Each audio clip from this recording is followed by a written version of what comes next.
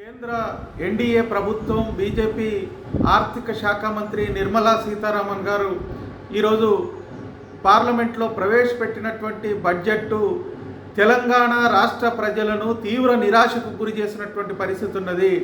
అనేక ఆశలతోటి కేంద్ర ప్రభుత్వ బడ్జెట్ పైన నమ్మకం పెట్టుకున్నటువంటి తెలంగాణ ప్రజలకు ఏదైతే రాష్ట్ర విభజన సందర్భంగా ఇచ్చినటువంటి హామీల అమలు కోసం డబ్బులు కేటాయించకుండా నిధుల్ని విడుదల చేయకుండా ఈరోజు నిరాశపరచడం జరిగింది.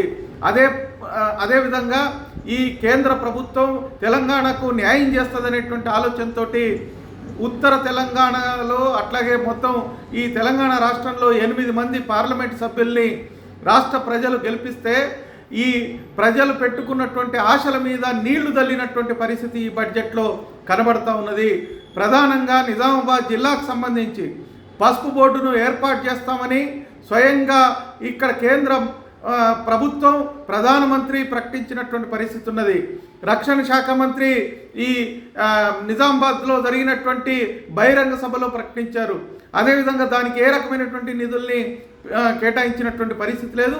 అదేవిధంగా నిజామాబాద్ జిల్లాకు సంబంధించినటువంటి డబుల్ గేజ్ లైన్ ఏర్పాటు కోసం కానీ, Bodhan to Bidar railway line ఏర్పాటు కోసం కానీ, Nizamabad to Adilabad railway line ఏర్పాటులో ఏదైతే నిర్మల్ మీదుగా లైన్ ఏర్పాటు చేయడం కోసం కానీ ఏ రకమైనటువంటి ప్రతిపాదనలు ఈరోజు ఈ బడ్జెట్లో కనిపించినటువంటి పరిస్థితి లేదు. అదేవిధంగా జక్రాన్పల్లిలో ఏదైతే విమానాశ్రయం ఏర్పాటు చేస్తామన్నారో అది మాటలకే పరిమితమైనటువంటి పరిస్థితి ఉన్నది.